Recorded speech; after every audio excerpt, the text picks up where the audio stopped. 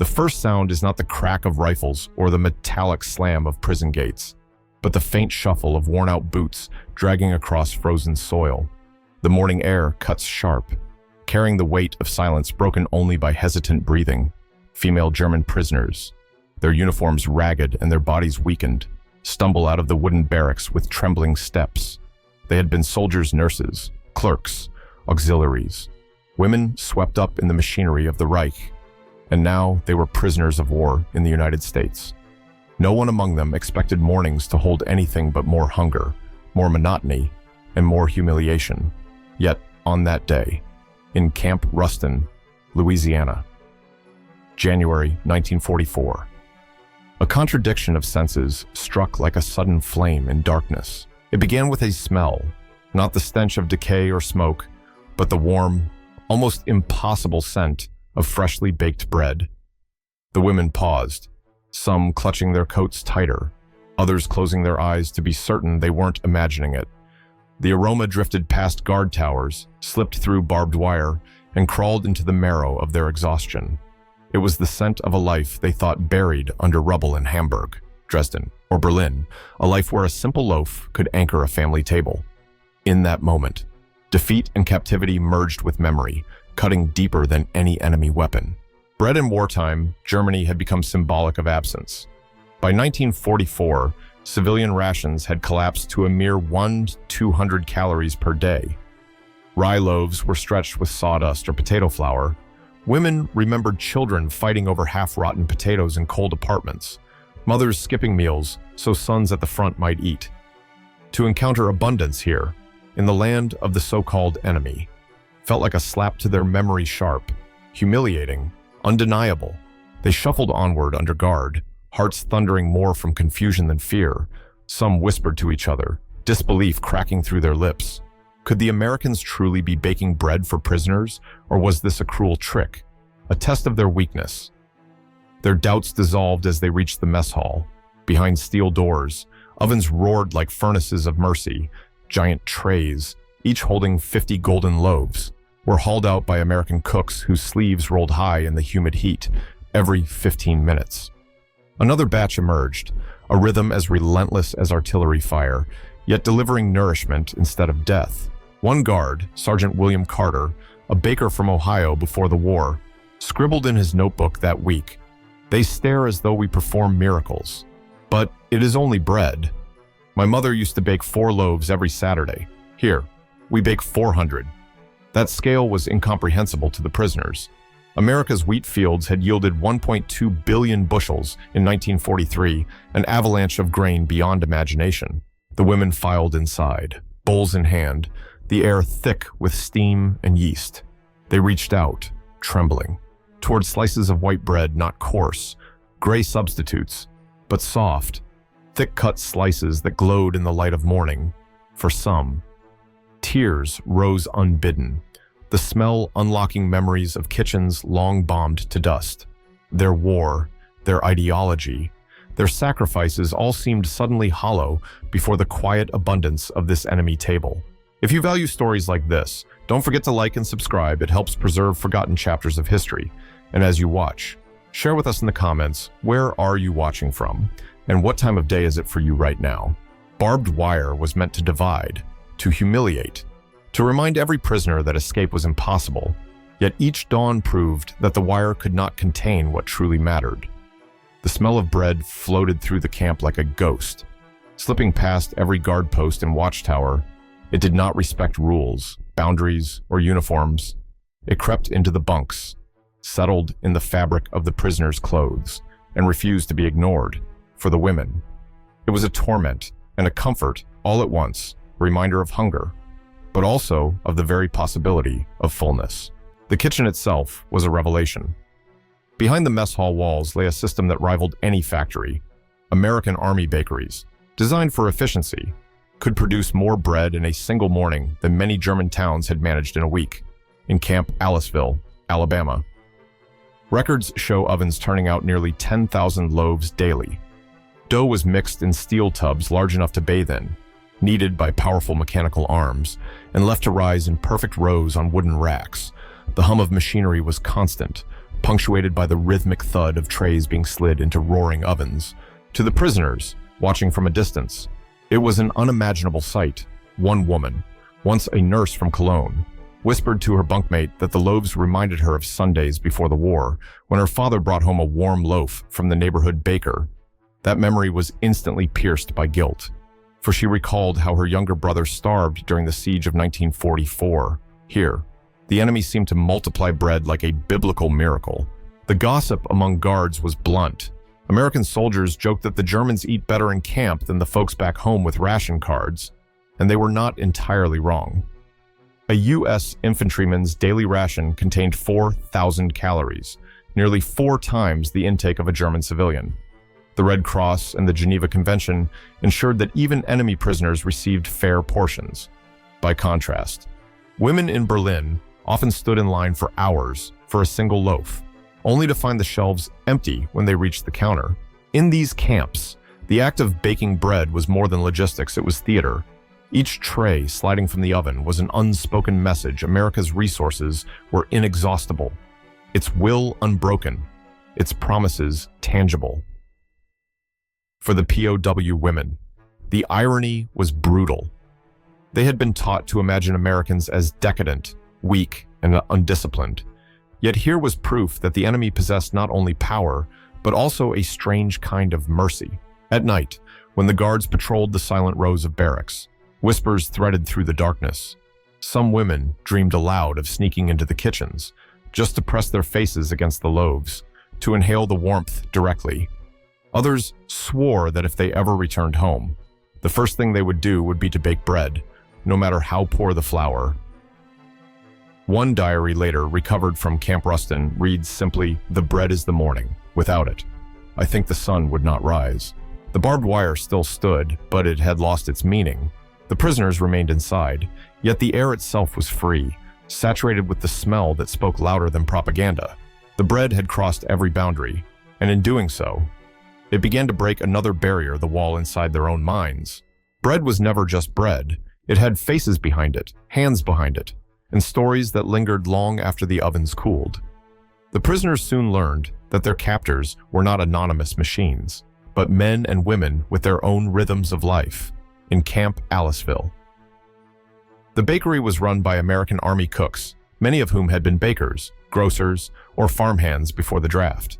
They carried their habits into camp life. One liked to hum swing tunes as he needed. Another carried a photograph of his diner back in Kansas, taped above the flour sacks. The women noticed these small details. They spoke in hushed tones about the black cook who whistled while hauling trays of bread, a sight that startled many of them. Nazi propaganda had painted American society as chaotic, divided, even degenerate. Yet here was a black soldier not only respected by his peers, but commanding the kitchen, for women raised under Hitler's racial laws. The contradiction was staggering. One prisoner, Ilsa, a 23-year-old former typist, confessed in her diary, "He laughed as though the war had never touched him. I cannot understand it, and yet I envy him." Gossip circulated through the barracks like smoke. Some claimed the Americans added milk to their dough, a luxury ingredient that explained the softness of the slices. Others whispered that guards smuggled bread home to their families, proof that abundance existed not only for the military, but for civilians as well, whether true or not. These stories carried weight, gnawing at the certainties the women had brought with them. It was not just the cooks who became part of this strange theater. Guards, too, left their mark. Sergeant William Carter, the Ohio baker turned soldier, became an almost mythical figure. Prisoners spoke of his calm voice, his indifference to their stares, and the way he checked each loaf with a tap of his knuckle. To them, he embodied something profoundly unsettling: the enemy as provider, not punisher. Meanwhile, the prisoners themselves began to shift. In one corner of the camp, a small group of women tried to mimic what they saw, with scraps of flour and makeshift ovens fashioned from tin. They attempted to bake their own bread. The results were pitiful, dense, blackened lumps, but the act itself mattered. It was a way of reclaiming dignity, of proving to themselves that they still belonged to a culture of bakers, not merely consumers of the enemy's largesse. Not every woman embraced the transformation. Some hardened further, refusing to touch the bread, muttering that it was a trap. but the majority could not resist. Hunger overcame pride, and more than hunger, memory did. The bread connected them to kitchens that no longer stood, to mothers who had shielded children from air raids, to streets where bakeries had once been the heartbeat of daily life. In this collision of faces and hands, a new reality pressed itself upon the prisoners. America's abundance was not abstract anymore. It had a sound, the scrape of trays on steel racks. It had a smell, yeast and warmth spreading at dawn. And it had a human touch, the cooks who pulled golden loaves from the fire, never knowing they were reshaping the inner world of those who watched.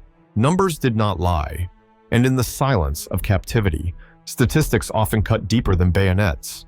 For the German women in American camps, every morning became a living equation, the trays of bread streaming from the ovens, the portions piled high on metal trays, the surplus that never seemed to end. Each loaf was a rebuke to the arithmetic of scarcity they had lived under. In Germany, by 1944, the official ration had plummeted to 200 calories per day.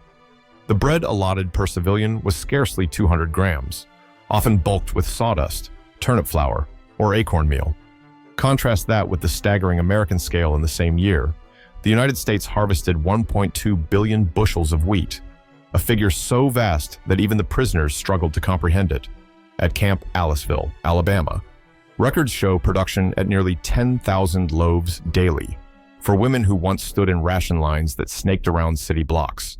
The sight was surreal. The mess hall itself became a stage where numbers were transformed into reality.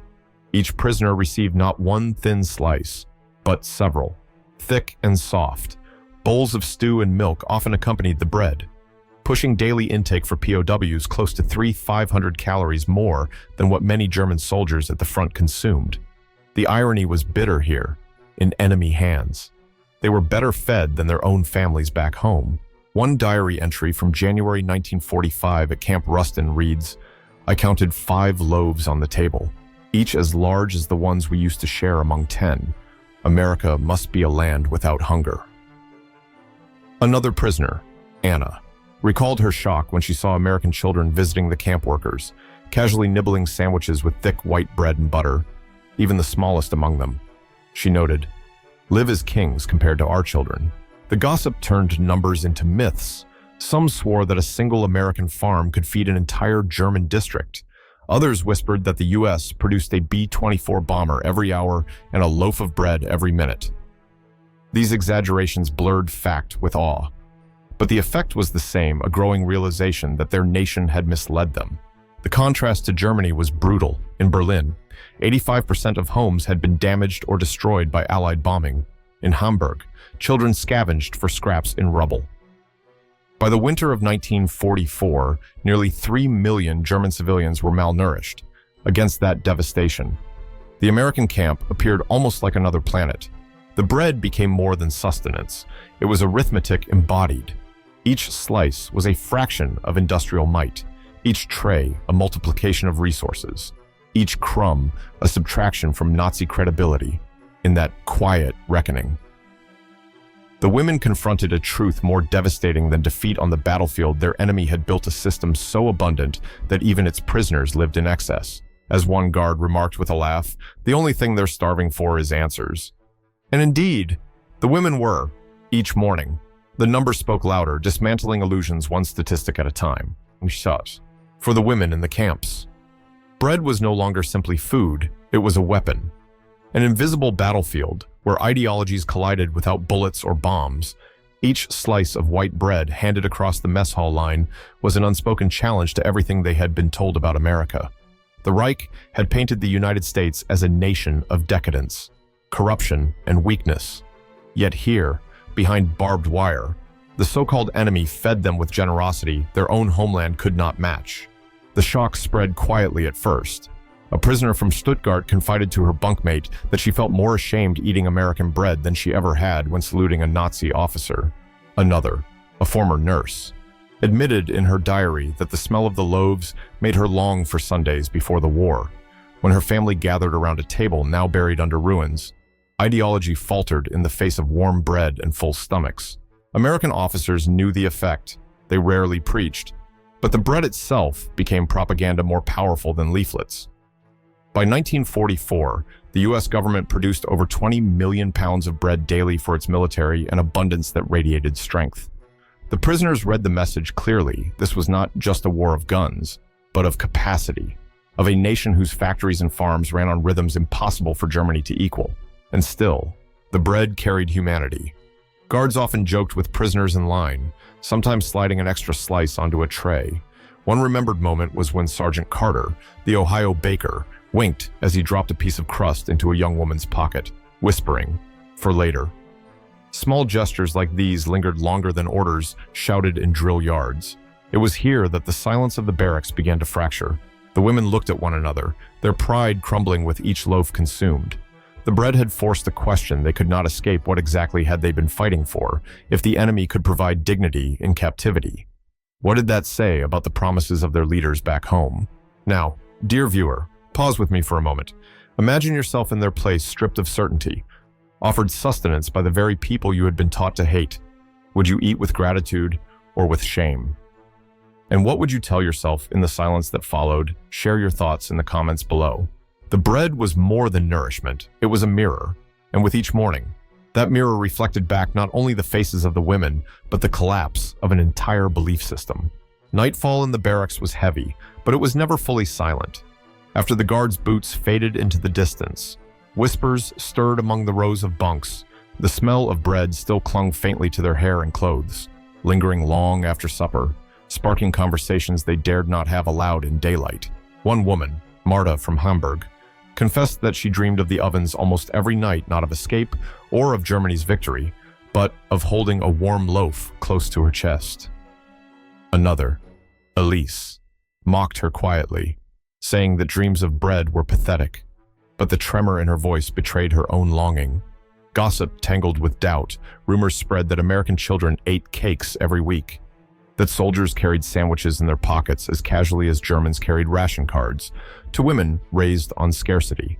Such stories sounded like tales from another world. Arguments flared in hushed tones. Some clung stubbornly to Nazi pride, insisting the bread was poison for the soul, designed to weaken them. Others challenged that claim, pointing out the obvious: the Americans could have let them starve, yet they chose not to. A few wept silently into their blankets, their tears muffled but unmistakable. In these moments, bread became more than food. It was a wedge driven into their collective identity, exposing cracks that propaganda could no longer seal. A diary later discovered from Camp Aliceville captured one such moment. "We sat together, but no one spoke. The bread had filled our bellies, yet it emptied something else. It took away the certainty that we were right." Those words echoed what many could not admit aloud. Occasionally, guards overheard the whispers. One American recalled catching fragments of a conversation in broken English. Why fight? Why die for what? He admitted it chilled him more than the sight of prisoners in uniform, because it meant that something inside them was unraveling. And now, I turn this question toward you, watching in your own time and place. What do you think is more powerful in breaking down hatred words or simple acts of humanity? Would a loaf of bread convince you where speeches never could? Share your reflections in the comments, for history often turns on the smallest gestures. By dawn, the whispers died down, but their power lingered. The women rose to the same routine, yet they were no longer the same. Each loaf consumed the night before left behind questions that no amount of silence could bury. By the war's closing months in 1945, many of the women knew their days in American camps were numbered. Repatriation loomed on the horizon, but it did not bring relief. Instead, it carried a heavy uncertainty. What kind of Germany would they return to? Cities lay in ruins, families were scattered, and the Reich that once promised glory had collapsed into dust. Yet one memory followed them with relentless clarity: the smell of bread each morning. For years, they had been taught that history was written in speeches, parades, and battlefield victories. But in the quiet rhythm of the camps, it was written instead in the hum of ovens, in the steam rising from golden loaves, in the quiet generosity of enemy hands. Bread had become a witness, observing their silent transformations. It testified that abundance could break pride, that mercy could crack ideology, and that defeat could still leave room for dignity. Some women never spoke of it afterward, ashamed that the enemy had softened them. Others carried fragments of the memory like a hidden relic. One prisoner, Anna, later wrote to her sister that every time she smelled bread baking, she thought of the camp and not with hatred, but with gratitude. Another, Ilsa, admitted in an interview decades later that the bread tasted like betrayal at first, but in time it tasted like survival. Statistics framed their experience inescapably. 71 to 683 German POWs were held in the United States. More than 500 camps dotted the landscape. Rations often exceeded those of civilians back home. Yet beyond the numbers were moments no ledger could capture: a trembling hand receiving a crust, a whispered confession in the dark, the hush that fell whenever ovens opened their doors. The bread had become a silent bridge. It did not erase the war, the bombings, or the dead, but it stood as a reminder that humanity could surface even in captivity, and that the smallest acts might echo longer than grand strategies. When the women finally boarded ships to return to their shattered homeland, many carried with them not physical loaves, but the ghost of that smell, lodged in memory like a second skin. And so the bread remained not just on the tables of American camps, but in the annals of history, a daily ritual transformed into testimony, reminding us that even in the heart of war, compassion can leave an imprint stronger than hate. History often remembers the thunder of artillery and the movements of armies, but it is quieter moments that sometimes leave the deepest scars. For the German women imprisoned in American camps, war did not end with the crack of rifles, but with the scent of bread drifting each dawn. That aroma became their measure of defeat and their measure of survival, haunting them with contradictions they could neither reject nor forget. Long after they left the camps, the memory endured. A simple crust in their hands could summon the ghost of barbed wire, the faces of fellow prisoners, and the knowledge that their enemy had fed them with dignity. Some later admitted they could never eat white bread again without feeling the weight of those mornings. Others told their children stories not of battles or generals, but of the smell that crossed fences and unlocked the silence inside their hearts. What makes this memory so powerful is not the bread itself, but what it symbolized. In those loaves lay the strength of American industry, the collapse of Nazi illusions, and the undeniable truth that humanity can appear in the most unlikely places. Bread became proof that even when nations are locked in bitter struggle, compassion can slip through the cracks, as unstoppable as scent on the wind. Perhaps this is why so many veterans, on both sides, later confessed that what lingered in their dreams was not the noise of war, but the quieter sounds: the clatter of trays, the hum of ovens, the whisper of prisoners in the dark. These sounds remind us that history is fragile, that what endures is often not triumph or conquest, but the fragile thread of mercy.